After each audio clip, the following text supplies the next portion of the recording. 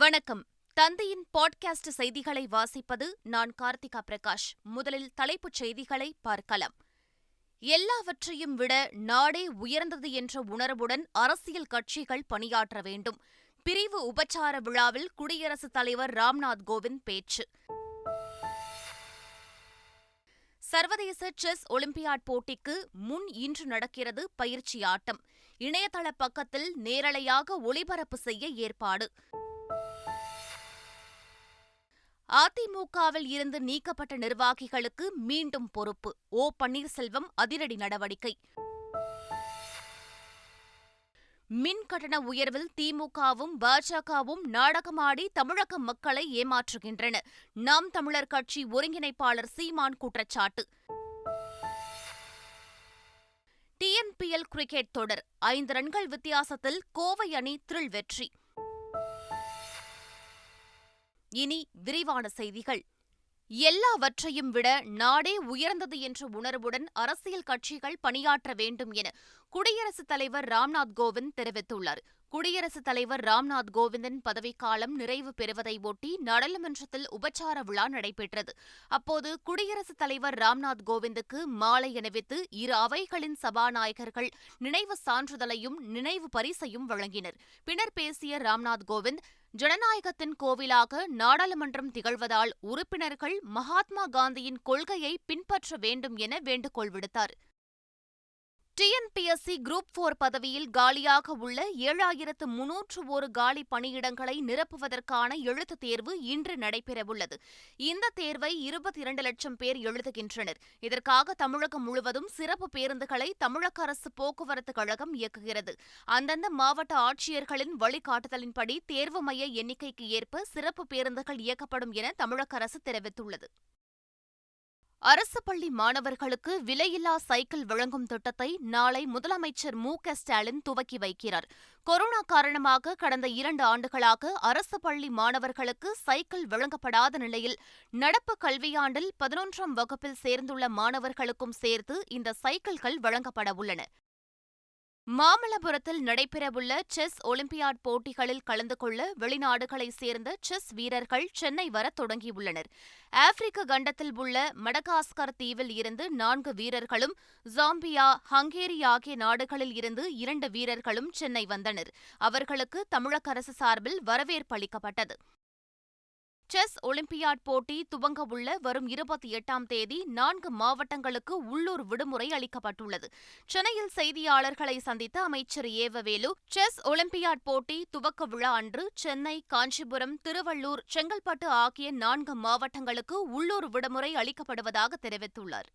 இது சென்னையில் நடக்கிற காரணத்தால் அன்றைய தினம் உள்ளூர் விடுமுறை விடலாம் என்று முடிவு செய்யப்பட்டு சென்னை, பக்கத்தில் இருக்கிற காஞ்சிபுரம், பக்கத்தில் இருக்கிற செங்கல்பட்டு, திருவள்ளூர் ஆகிய மாவட்டங்கள் தான் சென்னை ஒட்டியிருக்கிற மாவட்டம்.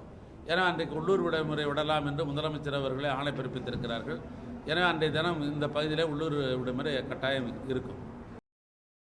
மாமல்லபுரத்தில் சர்வதேச செஸ் ஒலிம்பியாட் போட்டிக்கு முன்பாக ஒரு பயிற்சி ஆட்டம் நாளை நடைபெறவுள்ளது. இதில் வெற்றி பெறுபவர்களுக்கு 5 லட்சம் ரூபாய் பரிசு தொகையாக வழங்கப்படும். இந்தியாவின் கிராண்ட் மாஸ்டர்கள் மற்றும் செஸ் விளையாட்டில் ஆர்வமுள்ள தமிழக வீரர்கள் ஏற்கனவே முன்பதிவு செய்யப்பட்டு போட்டியானது நடத்தப்படவுள்ளது. மாணவி ஸ்ரீமதியின் உடல் 11 நாட்களுக்கு பிறகு அவரின் சொந்த ஊரான பெரிய நெசலூரில் அடக்கம் செய்யப்பட்டது. மகளின் மரணத்திற்கு நியாயம் கேட்டு இதுநாள் வரை போராடி வந்த பெற்றோர் மகளை அடக்கம் செய்த பிறகு தன் மகள் விதைக்கப்பட்டிருப்பதாகவும் உரிய நீதி தன் மகளுக்கு கிடைக்க வேண்டும் என்றும் தெரிவித்துள்ளனர். மாணவி ஸ்ரீமதியின் மரணம் தொடர்பாக உரிய விசாரணை மேற்கொள்ளப்பட்டு நீதி கிடைக்கும் என தொழிலாளர் நலத்துறை அமைச்சர் சி.வி. கணேசன் தெரிவித்துள்ளார். இது சம்பந்தமாக ஏற்கனவே நம்முடைய மாண்புமிகு முதல்வர் அவர்கள் அறிக்கை விட்டிருக்கிறார்கள். ஆகவே மாண்புமிகு முதலமைச்சருடைய கவனத்திற்கு கொண்டு சென்றிருக்கிறோம். உரிய நடவடிக்கை மேற்கொள்வார்கள். அதற்கு நல்ல நீதி கிடைக்கும். வன்முறை நடந்த கள்ளக்குறிச்சி பள்ளியில் படித்த மாணவர்களில் 9 முதல் 12ஆம் வகுப்பு வரையிலான மாணவர்களுக்கு அடுத்த வாரத்தில் வகுப்புகள் தொடங்கப்படும் என்று அமைச்சர் அன்பில் மகேஷ் பொய்யாமொழி தெரிவித்துள்ளார். இதற்கான ஏற்பாடுகள் குறித்து மாவட்ட ஆட்சியர் மற்றும் பள்ளி கல்வித்துறை முதன்மை செயலாளருடன் பேசியிருப்பதாகவும் அவர் கூறியுள்ளார். அதிமுக தலைமை அலுவலகத்தில் கடந்த 11ஆம் தேதி நடந்த கலவரத்தின் போது கட்சியின் முக்கியமான ஆவணங்கள் கொள்ளையடிக்கப்பட்டுள்ளதாக சி.வி. சண்முகம் தரப்பில் போலீசில் புகார் அளிக்கப்பட்டுள்ளது. ராயப்பேட்டையில் உள்ள கட்சி தலைமை அலுவலகத்திற்கான அசல் பத்திரம், சென்னை அண்ணா சாலையில் சஃபயர் தியேட்டர் இருந்த இடத்திற்கான அசல் பத்திரம், கணக்கு வழக்குகள் தொடர்பான 2 கம்ப்யூட்டர்களின் சிபியூக்கள் உள்ளிட்டவை கொள்ளையடிக்கப்பட்டதாக அதில் தெரிவிக்கப்பட்டுள்ளது. அதிமுகவில் இருந்து நீக்கப்பட்ட நிர்வாகிகளுக்கு மீண்டும் பொறுப்பு வழங்கி ஓ. பன்னீர்செல்வம் அனுமதி அளித்துள்ளார். இது தொடர்பாக அறிக்கை ஒன்றை அவர் வெளியிட்டுள்ளார். ரத்து செய்யப்பட்ட ஊராட்சி செயலாளர், தொகுதி செயலாளர், இணை செயலாளர்கள் பதவி மீண்டும் தோற்றுவிக்கப்படும் என்றும், ஏற்கனவே பணிபுரிந்தவர்கள் மீண்டும் அந்தந்த பொறுப்புகளில் பணியாற்ற அனுமதிக்கப்படுவதாகவும் ஓபிஎஸ் தெரிவித்துள்ளார். குட்கா வழக்கில் முன்னாள் அமைச்சர்கள் பி.வி. ரமணா, விஜயபாஸ்கர் உட்பட 9 அரசு அதிகாரிகளை சிபிஐ விசாரிப்பதற்கு தமிழக அரசு அனுமதி வழங்கியுள்ளது.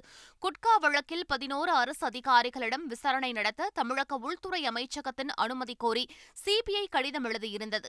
இந்த கடிதத்தை பரிசீலனை செய்த தமிழக உள்துறை செயலாளர், முன்னாள் வணிக வரித்துறை அமைச்சர் பி.வி. ரமணா, முன்னாள் வணிக வரித்துறை துணை ஆணையர்கள் குறிஞ்சி செல்வன், கணேசன் உள்ளிட்ட 11 பேரிடம் விசாரணை நடத்த அனுமதி வழங்கியுள்ளார்.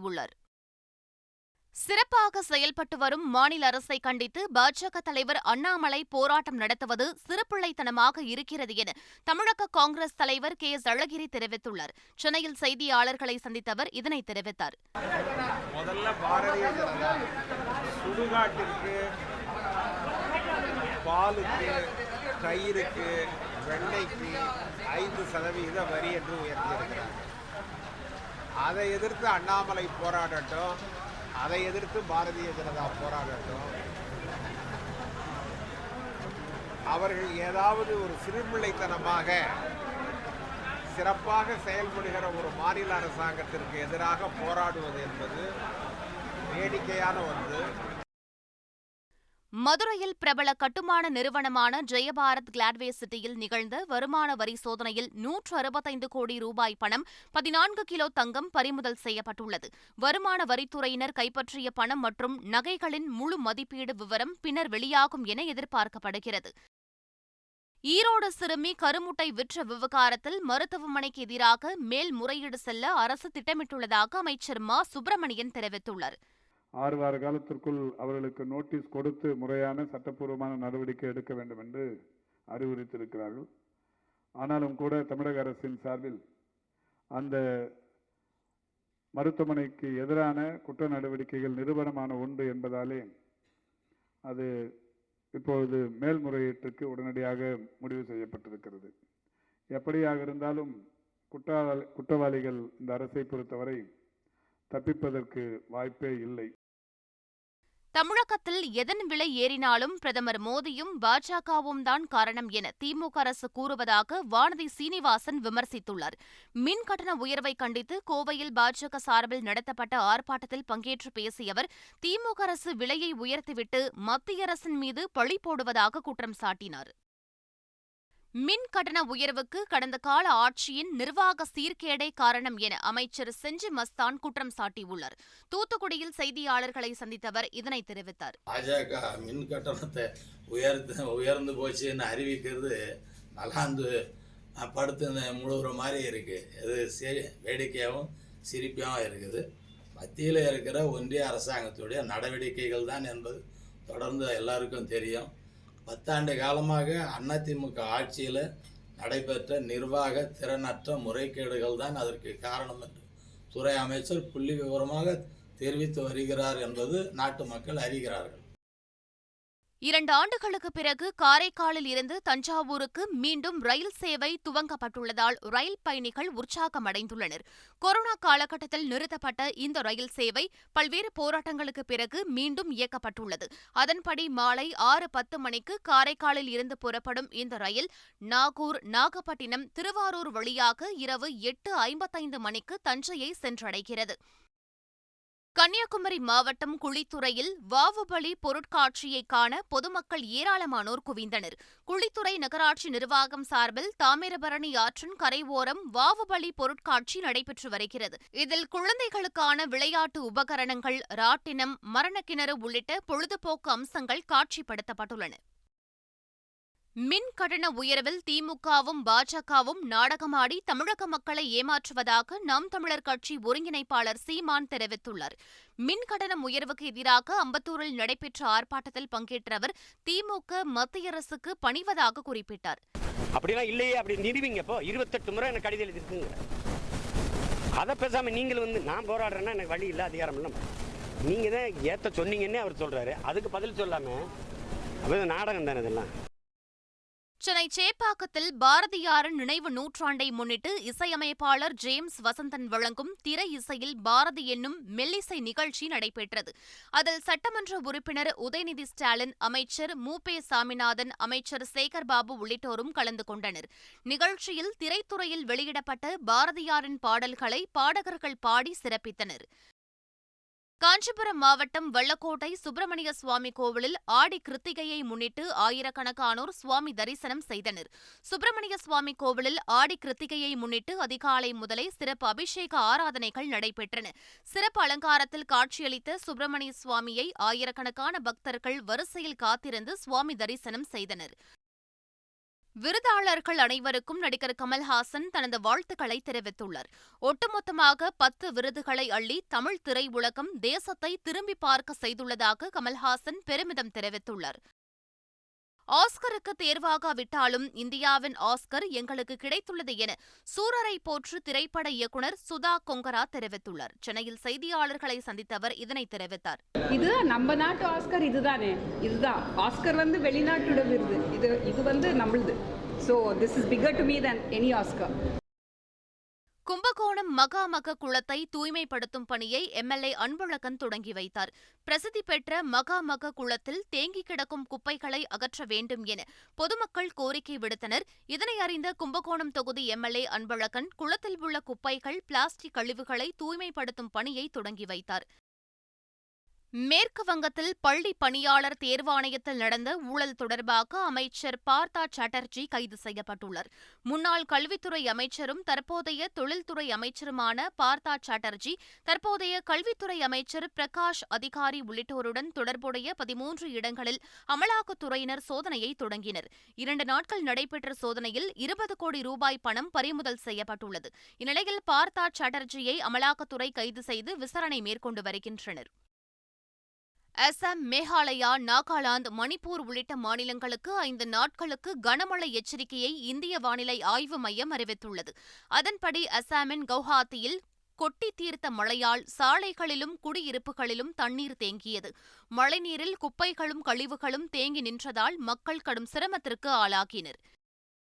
இலங்கையில் 60 லட்சம் பேர் அடுத்த வேளை உணவுக்கு நிச்சயமற்ற சூழலில் உள்ளனர் என அந்நாட்டின் ஐநா உலக உணவு அமைப்பு தெரிவித்துள்ளது. இலங்கைக்கான ஐநாவின் உலக உணவு அமைப்பு இயக்குநர் அப்துர் ரஹீம் சித்திக் செய்தியாளர்களை சந்தித்தார்.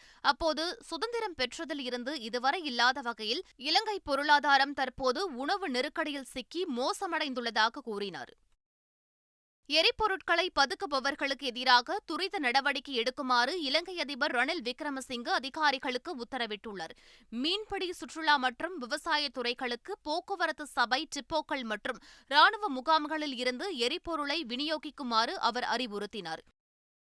குரங்கம்மை பரவலை பொது சுகாதார அவசர நிலையாக உலக சுகாதார நிறுவனம் அறிவித்துள்ளது. 75 நாடுகளில் 16,000க்கும் மேற்பட்டோருக்கு குரங்கம்மை பாதிப்பு ஏற்பட்டுள்ளதாகவும் 5 பேர் உயிரிழந்துள்ளதாகவும் உலக சுகாதார அமைப்பின் தலைவர் டெட்ரஸ் தெரிவித்தார். இதனால் பொது சுகாதார அவசர நிலையை அறிவிப்பதாக உலக சுகாதார நிறுவனத்தின் தலைவர் குறிப்பிட்டுள்ளார். TNPL கிரிக்கெட் தொடரில் 5 ரன்கள் வித்தியாசத்தில் கோவை அணி த்ரில் வெற்றி பெற்றது. சேலம் வாழப்பாடியில் நடைபெற்ற 26வது லீக் ஆட்டத்தில் கோவை, நெல்லை அணிகள் மோதின. முதலில் பேட்டிங் செய்த கோவை அணி 20 ஓவர்கள் முடிவில் 4 விக்கெட் இழப்பிற்கு 177 ரன்கள் எடுத்தது. இதையடுத்து 178 ரன்கள் எடுத்தால் வெற்றி என்ற இலக்குடன் களம் இறங்கிய நெல்லை அணி 20 ஓவர்களில் 9 விக்கெட்டுகளை இழந்து 172 ரன்கள் எடுத்தது. மீண்டும் தலைப்புச் செய்திகள். எல்லாவற்றையும் விட நாடே உயர்ந்தது என்ற உணர்வுடன் அரசியல் கட்சிகள் பணியாற்ற வேண்டும். பிரிவு உபச்சார விழாவில் குடியரசுத் தலைவர் ராம்நாத் கோவிந்த் பேச்சு. சர்வதேச செஸ் ஒலிம்பியாட் போட்டிக்கு முன் இன்று நடக்கிறது பயிற்சி ஆட்டம். இணையதள பக்கத்தில் நேரலையாக ஒளிபரப்பு செய்ய ஏற்பாடு. அதிமுகவில் இருந்து நீக்கப்பட்ட நிர்வாகிகளுக்கு மீண்டும் பொறுப்பு. ஓ. பன்னீர்செல்வம் அதிரடி நடவடிக்கை.